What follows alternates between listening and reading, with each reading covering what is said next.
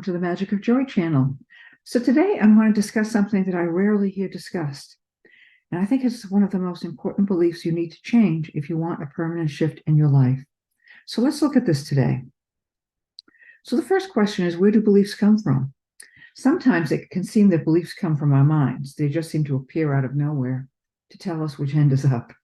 Beliefs can have a sacred quality to them, and that they can seem very certain of their truth, their opinion, and perception. Beliefs have the air and energy of authority, making it seem like we're taking our lives into our own hands when we challenge them. So beliefs can be very intimidating and unnerving. Beliefs are created through experience and culture. Many human beliefs were created early in human history and passed down through ancestors, many centuries of human activity, exploration, trial and error. Beliefs come from somewhere, and sometimes they come from experience. They're most challenging when they seem to tell us some sort of truth. So let's say you work with someone who's always coming in late to work. This has been going on for years, and you see this person as someone who has a difficulty managing time, and you may be right, but maybe the person has a reason. Your experience has caused you to form a belief that may or may not be true. And of course, it certainly is not the totality of that other person, but you have nonetheless formed a belief that colors your perception of that person. So that's one way that we develop beliefs. Another is through the feedback we get from others.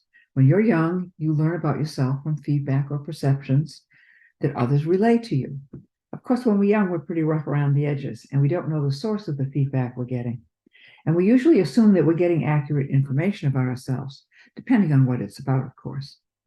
An example from my experience, I was sent for remedial writing when I was young because my father did not like my way of writing essays.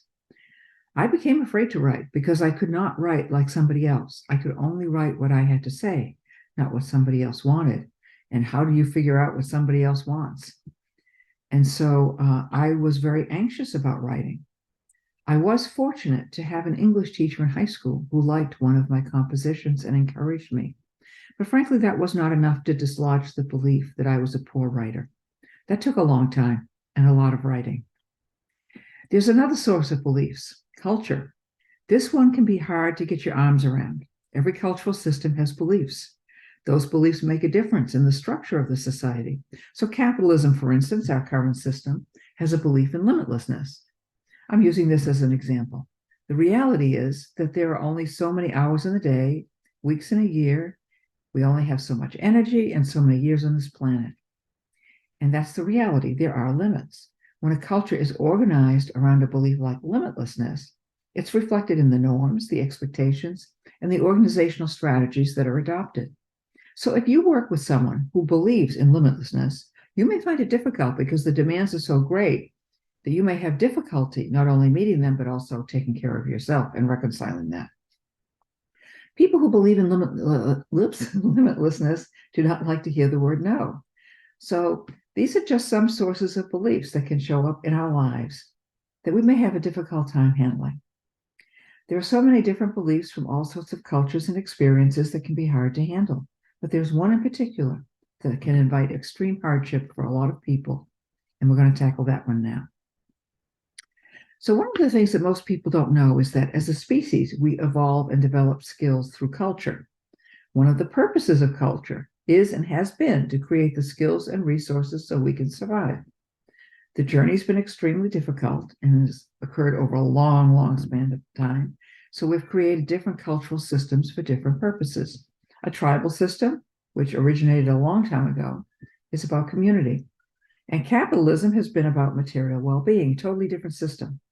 They each have their place in our human journey, and each have made different contributions to human life. However, they each are a part of a particular focus, which is survival. In other words, that's the underlying theme of every single one of these systems. And that has been the journey we've been on. We've been on a journey to make sure that we can survive as a species. So each culture has contributed to that, and survival is an important part of their belief system. So each cultural system has been a step in creating what we need to survive. And there is another wrinkle here. Each cultural system is the anchor for the people in it. And if you ask them, they will tell you that whatever that cultural system is about, that's what life is about. And since that's where people get their sense of safety, and people don't have a lot of perspective about the longer journey we've been on through cultural systems, many, if not most people, treat other cultural systems and their members as a threat. They do this because they get their safety and security from the system that they are a part of, and survival is their primary focus. So we've survived as a species and have actually reached the end of the story of survival as our primary focus. And that means we need to let go of it. We need to make space for a new focus that will let us take what's been accomplished and make it the foundation for a world built on thriving. Thriving's not the same. It's a much more long-sighted approach to life. That means we need to give up the belief that life is about survival, although it will always matter. It's just not the total story. We also have to give up one belief that has been an important part of this journey, and it is the belief that change is bad, that it's destructive, it's to be avoided and prevented as much as possible. One of the most important reasons we're having so much difficulty is because of our negative relationship with change. Fix that, and a lot of things will become possible, and it will be a wonderful breath of fresh air for all of us.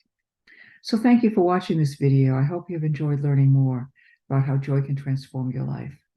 If you found it helpful, please give it a thumbs up and share it with your friends and loved ones. And don't forget to subscribe to our channel for more videos on the transformative power of joy. I'll be back soon to give you more information about how joy as a practice and compass can transform your life. Stay well and joyful until then, and thank you for watching.